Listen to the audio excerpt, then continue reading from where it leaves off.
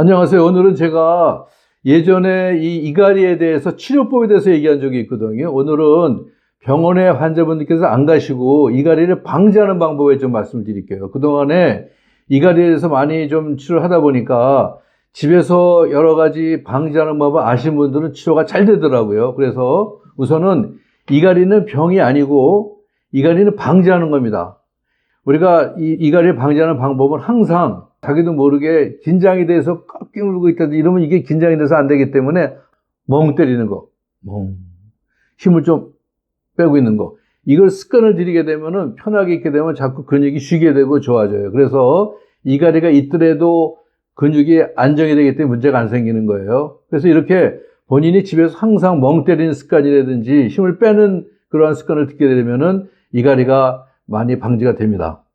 근데 이게 안 돼서 병원에 갔을 때는요, 많은 병원에 가게 되면 우선은 치과 선생님께서 이렇게 물렁물렁한 이갈이 방지 장치를 추천해서 끼는 경우도 있고, 또 어떤 경우는 이 턱관절에 쓰는 턱관절 교정장치거든요. 이거를 이갈이용으로 딱딱하게 만들어 가지고 턱관절도 안정을 시키면서 이갈이를 못하게 하는 이런 장치가 있어요.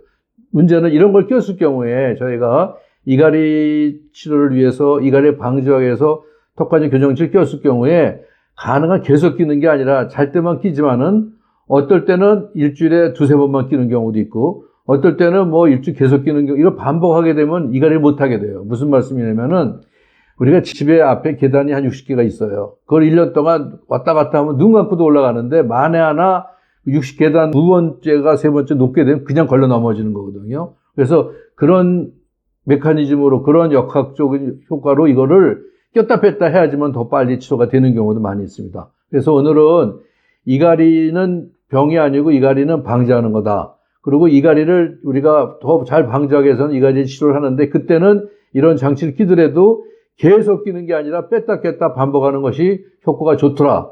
이런 말씀을 드리기 위해서 오늘 제가 유튜브를 올렸습니다. 감사합니다. 건강하세요.